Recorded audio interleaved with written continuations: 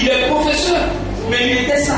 Quand il a rencontré Jésus et qu'il a été délivré, il a pleuré tout le temps. Aujourd'hui, il a abandonné cette voie et il est marié aujourd'hui. Et c'est dans ce milieu qu'il va prêcher l'évangile.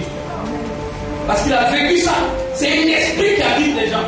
Quand vous voyez que l'esprit de Satan se manifeste de plus en plus comme ça, et que l'abomination devient évidente, bien aimé, c'est ce que notre papa Jacob a dit. Je vais vous annoncer les choses qui vont se réaliser à la fin des temps. Et c'est ce que nous sommes en train de voir. Et de plus en plus, comme il sait qu'il y a ça, il va diversifier les rôles. Il dit à la fin des temps, les gens deviendront de plus en plus égoïstes.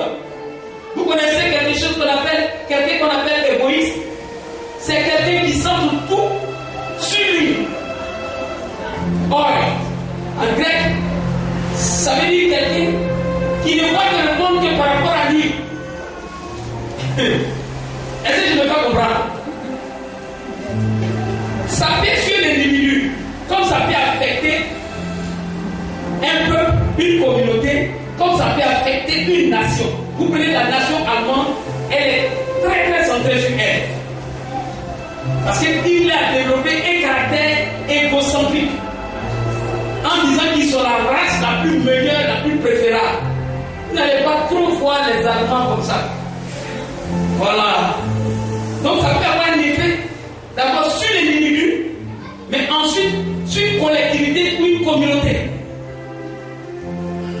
Vous allez voir que les gens vont développer ces concepts.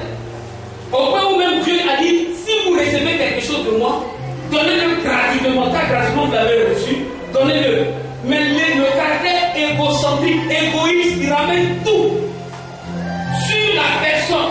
Au point où c'est son moi seulement elle ne regarde même pas quelque chose d'autre. Cela va commencer même à contaminer pleinement l'église.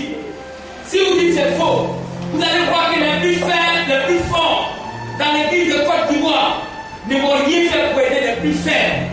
Égale à toi, si tu as commencé puis tu es petit, à cause du caractère égocentrique, où on ramène tout à l'individu, où on ramène tout à notre faux moi, donc à l'intérieur de nous, à Satan.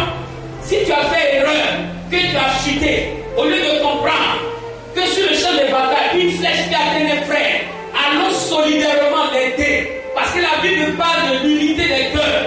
L'unité des cœurs, c'est la solidarité chrétienne. On ne va pas pour se moquer d'un frère qui est tombé sur un champ d'honneur, mais on va plutôt pour le relever. Car cette fois le juste tombera, cette fois l'Éternel le relèvera.